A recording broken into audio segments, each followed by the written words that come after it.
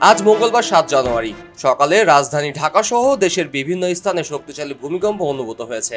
আবহাওয়া অধিদপ্তর জানিয়েছে, ভূমিকম্পটি উৎপত্তি স্থল চীনের জিয়ানজি স্বায়ত্তশাসিত অঞ্চল তিব্বত এবং এর মাত্রা ছিল ৭.১ রিক্টার স্কেল।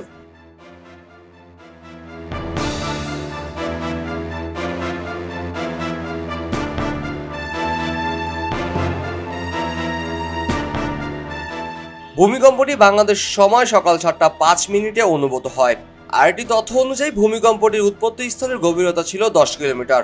রাজধানী ঢাকা সহ দেশের বিভিন্ন অঞ্চলে ভূমিকম্পের কম্পন অনুভূত হওয়ার কারণে আতঙ্ক ছড়িয়ে পড়ে।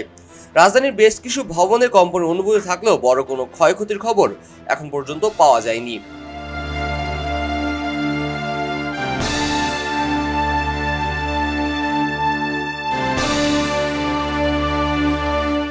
এদিকে মার্কিন ভূতাত্ত্বিক জরিপ সংস্থা USGS জানায়, ভূমিকম্পটির উৎপত্তি স্থল চীনের জিয়াংজি এলাকায়, যা তিব্বতের স্বায়ত্তশাসিত অঞ্চলের অন্তর্গত।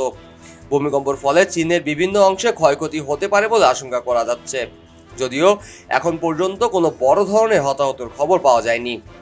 এ সময় সরকারি কর্মকর্তা দেশবাসীকে সতর্ক থাকা এবং ভূমিকম্প পরবর্তী সময়ে কোনো ধরনের দুর্ঘটনা বা বিপদ এড়াতে প্রয়োজনীয় পদক্ষেপ গ্রহণের জন্য নির্দেশনা দেওয়া হয়েছে।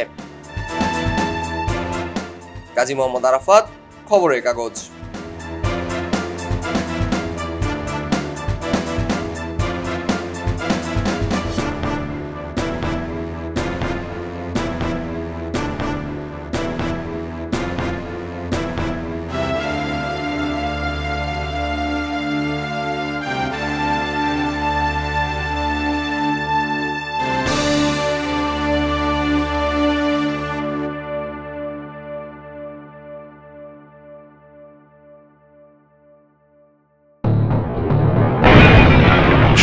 যখন জোয়ারে গা ভাসায়, কেউ কেউ শিরদাঁড়া সোজা করে ঘুরে দাঁড়ায়।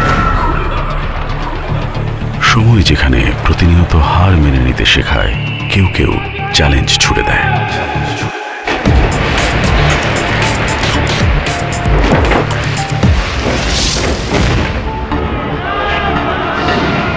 পক্ষপাতের ভিড়ে আজ থেকে কোনো পক্ষ নয়, খবর হবে নিরপেক্ষ।